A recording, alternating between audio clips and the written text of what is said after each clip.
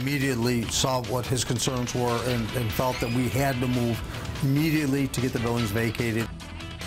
More than a dozen people forced out of their Lackawanna apartments after the city condemns 2 buildings. Good evening, everyone. People living there say they had no warning, and now they have nowhere to go. News 4's Callan Gray has the story from Lackawanna.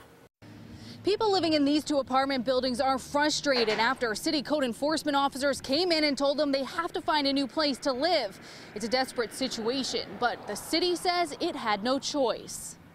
Brick walls are tearing away from 93 and 97 Egan Drive in Lackawanna. A strong wind, another bad rainstorm, and you could be seeing brick laying on the ground all around those buildings. A city code officer found the buildings in disrepair after a tenant called saying she couldn't open her windows. He said that the building's collapsing. He has to call his supervisor in the fire department, and it's probably going to end up being vacated. That morning, notices condemning the building were posted on the doors, and tenants like Kara Barrett and her 2-year-old son were forced out.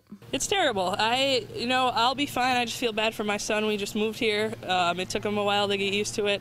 I feel the worst for him and all the other kids that live in both of these buildings. The city hit the landlord with more than 15 code violations between the 2 buildings, including one for allowing people to live there without electricity.